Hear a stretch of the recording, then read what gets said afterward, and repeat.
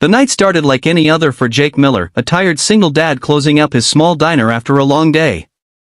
He wiped down the counter, humming softly to a tune playing from an old radio, thinking about how he'd finally get home to tuck his little daughter, Emily, into bed. The streets were quiet, the smell of coffee lingered, and all seemed peaceful, until the door slammed open and chaos walked in. A man in a ski mask burst inside, waving a gun. The cash register drawer flew open, bills scattering like frightened birds. But in that moment of panic, while customers ducked behind tables and someone screamed, Jake did something no one expected. He stayed calm. He didn't yell. He didn't fight. He just looked at the man, eyes soft, voice steady, and said something that changed both of their lives forever. Before we get into this powerful story, don't forget to hit that subscribe button, give this video a like, and share your thoughts in the comments below.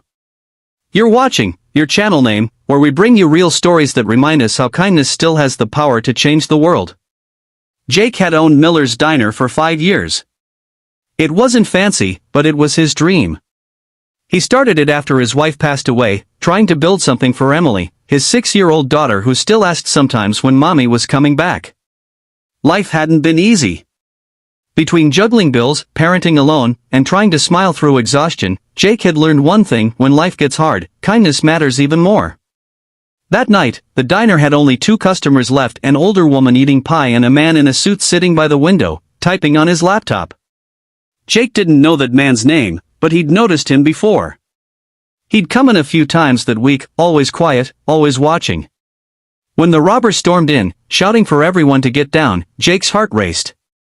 But instead of reacting with fear, something inside him clicked. Maybe it was years of being a dad, maybe it was the compassion that came from knowing pain too well. He raised his hand slowly and said, "Hey, it's okay.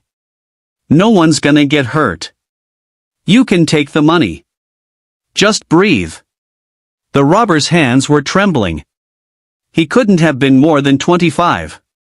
His voice cracked as he demanded cash, his eyes darting around like a trapped animal. Jake could see the fear beneath the anger. He filled a paper bag with the money, then gently placed it on the counter. "Here," Jake said softly. "But you look hungry. You want something to eat before you go?" The room froze. The woman behind the counter gasped. The man in the suit lifted his head. The robber blinked. "What?" "I said, you hungry? I got a burger still hot on the grill." "You can take it to go," Jake said, still calm, still steady. The robber didn't know what to do with that kind of kindness. For a moment, his shaking stopped. His lip trembled. He looked at Jake, really looked at him, then slowly lowered the gun. "Why are you being nice to me?" he asked. Jake shrugged. "Because maybe you just had a bad day. I've had those too." For a moment, time hung in the air. Then the robber nodded slightly, grabbed the bag of money, and ran out. No one was hurt. The police came later, but by then, the stranger in the suit had already left, though not before slipping a business card under the cash register. Jake didn't think much of it.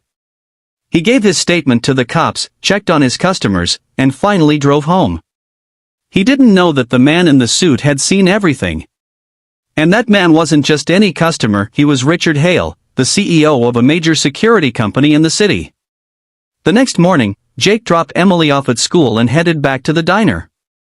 When he arrived, there were reporters outside. Cameras. Microphones. Flashing lights. Confused, he pushed through the crowd and saw Richard standing there. "Mr. Miller," Richard said with a smile, "you don't know me, but last night I was sitting in your diner. I saw everything." Jake looked puzzled. "Everything?" Richard nodded. "The way you handled that man, you didn't just save your customers. You showed more courage and compassion than most people ever could." Jake rubbed the back of his neck. "I just didn't want anyone hurt." Richard smiled again, this time softer. "That's exactly why you're special." He explained that the diner's security camera footage had captured the entire event and Richard's company had shared it, with Jake's permission, as part of a campaign about calm leadership and empathy. Overnight, the video went viral. Millions of people watched as Jake, a humble single dad, faced danger not with violence, but with kindness. The internet exploded with messages. Some called him a hero. Others said he gave them hope in humanity again. Jake didn't know how to handle the attention. He wasn't looking for fame, he just wanted to make enough money to buy Emily a new bike for her birthday. But Richard had another idea. He invited Jake to his company headquarters a week later. As Jake walked into the tall glass building, he felt small, like a diner cook who didn't belong in a place filled with marble floors and expensive suits. But when he saw Richard waiting for him, smiling proudly, he relaxed. Richard led him to a conference room filled with cameras and staff. "Jake," he said, "after what you did, we want to offer you something." Jake raised an eyebrow. "Offer me?" Richard nodded. "We want you to lead our new community safety initiative, training people how to handle crises with empathy, patience, and courage. You'd be the public face of the program. And, of course, it comes with a salary, one that'll take care of you and Emily." Jake stood speechless. "I'm just a diner guy," he said. "I don't know anything about programs or public speaking." Richard smiled. "You know about humanity. That's what people need most." A year later, Jake was standing on stage at a community center, speaking to a crowd of young volunteers. He talked about that night, how fear could make people do desperate things, and how choosing calm over anger could change everything. Emily sat in the front row, clapping with pride. He still owned the diner, but now it was more than a business. It had become a place of hope. The walls were covered with notes from people around the world, handwritten letters thanking Jake for reminding them that kindness wasn't weakness. One note stood out to him. It was from a young man named Tyler, the same robber from that night. The letter was short but powerful. "Mr. Miller, you don't know what your kindness did for me. That night, I was lost, scared, and ready to give up. But you looked at me like I was still worth something. I turned myself in the next day. I'm clean now. I'm working. I'm trying to be better. Thank you for seeing me as a person when no one else did." Jake read that letter 100 times.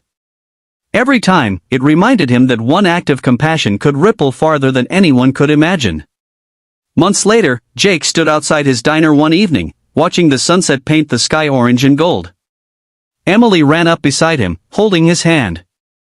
"Daddy," she said, "Mommy would be proud of you." He smiled, eyes glistening. "I hope so, sweetheart. I just did what I thought was right." At that moment, Richard walked up with a camera crew. "Jake," he said, "we're expanding the program nationwide.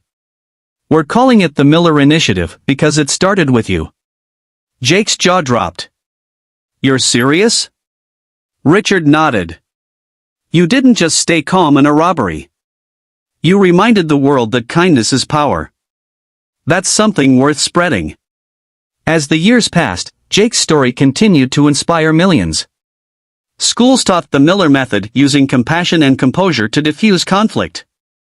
People all over America wrote about how his story changed the way they treated others. And Jake? He kept serving coffee with a smile, greeting everyone who walked through his diner door as if they were old friends. Because deep down, he knew something simple yet profound: you never know whose life you might change just by being kind. In the end, the world didn't remember Jake Miller as a man who faced a robber. They remembered him as the man who faced hate with grace, fear with calm, and danger with love. So if you ever find yourself in a moment of anger, fear, or judgment, think of Jake. Think of how one quiet voice of kindness can silence chaos.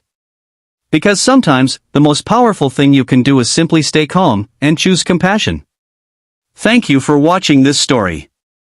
If it touched your heart, don't forget to subscribe, like, and share this video so more people can be inspired to spread kindness every day.